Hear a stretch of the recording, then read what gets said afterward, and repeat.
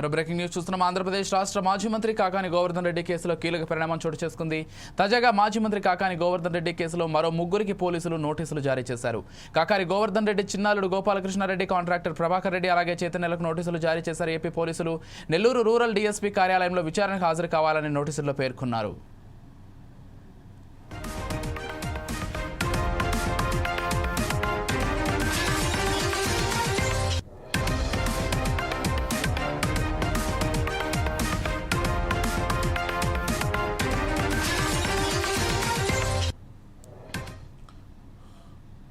మొత్తంగా మాజీ మంత్రి కాకాని విషయంలో కేసులో మరింత పురోగతి కనిపిస్తున్నట్లుగా తెలుస్తోంది. ఈ అంశానికి సంబంధించి మరింత సమాచారం అందించడానికి మా ఇన్పుట్ ఎడిటర్ శ్రీనివాస్ ఫోన్ ద్వారా సిద్ధంగా ఉన్నారు. చెప్పండి శ్రీనివాస్.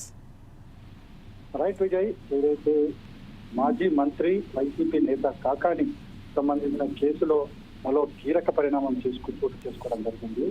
ఆయన చిన్నల్లుడు గోపాలకృష్ణారెడ్డికి, అదేవిధంగా ఇద్దరు కాంట్రాక్టర్లు ఎవరైతే ఇద్దరు కాంట్రాక్టర్లు ఉన్నారో ఆ కాంట్రాక్టర్లు ఇద్దరికి కూడా ప్రభాకర్ రెడ్డి, అదేవిధంగా చైతన్య వీళ్ళకి కూడా పోలీసులు నోటీసులు జారీ చేయడం జరిగింది.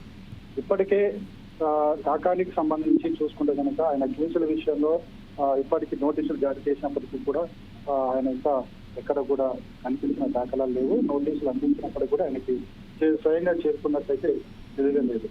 సో ఈ కేసులకు సంబంధించి ఈ విచారణ చేస్తున్న క్రమంలోనే మరికొద్ది మంది మీద పోలీసులకు అనుమానం రావడం జరిగింది. ఈ అనుమానం వచ్చిన నేపథ్యంలోనే ఏదైతే కాకాని చిన్నల్లుడు ఎవరైతే ఉన్నారో గోపాలకృష్ణారెడ్డికి, అదేవిధంగా కాంట్రాక్టర్ ప్రభాకర్ రెడ్డి, చైతన్యలకు వీళ్ళ ఇన్వాల్వ్మెంట్ కూడా ఈ కేసులో ఉన్నట్లు అనుమానం వ్యక్తమైంది. ఈ నేపథ్యంలోనే వీరిద్దరు కూడా నోటీసులు జారీ చేయడం జరిగింది. ఏదైతే నెల్లూరు డిఎస్పీ కార్యాలయంలో వీరు విచారణకు హాజరు కావాల్సిందిగా కూడా వాళ్ళకి నోటీసులు అందజేశారు. మరి ఇప్పటివరకు అయితే కాకానికి సంబంధించి కేసులో ఇంతవరకు కాకాని హాజరైన దాఖలాలు అయితే కనిపించట్లేదు. మరి వీరిద్దరు కూడా వీళ్ళ ముగ్గురు అంటే మొత్తం ఈ ముగ్గురు కూడా హాజరవుతారా లేదా, హాజరైతే ఏవైతే డిఎస్పీ కార్యాలయానికి హాజరయ్యే క్రమంలో పోలీసులు విచారణకు సంబంధించి ఏమైనా డాక్యుమెంట్లు తీసుకురమ్మన్నారా లేదా, తీసుకురమ్మంటే ఏమేమి తీసుకెళ్లాల్సిన అవసరం ఉంది, అదేవిధంగా బ్యాంకులకు సంబంధించిన డాక్యుమెంట్స్ ఏమైనా తీసుకెళ్లాల్సిన అవసరం ఉందా లేదా, ఇవన్నీ కూడా ఇప్పటికీ కాకాని చిన్నలు కావచ్చు, కాంట్రాక్టర్లు కావచ్చు, వాళ్ళు తమ లాయర్లతో మాట్లాడుకోవడం జరిగింది. వాళ్ళు కోర్టును కూడా అప్రోచ్ అయ్యే అవకాశం ఉంది ముందస్తు బెయిల్ కోసము. మరి ఇవన్నీ కూడా జరుగుతాయా లేదని కూడా చూడాల్సిన అవసరం ఉంది. ఎందుకంటే ఈ కేసుకు సంబంధించి కీలకమైన వ్యక్తి కాకాని గోవర్ధన్ రెడ్డి ఇప్పటివరకు కూడా పోలీసు నుంచి నోటీసు తీసుకోలేదు, ఇంతవరకు కూడా హాజరు కాని పరిస్థితి.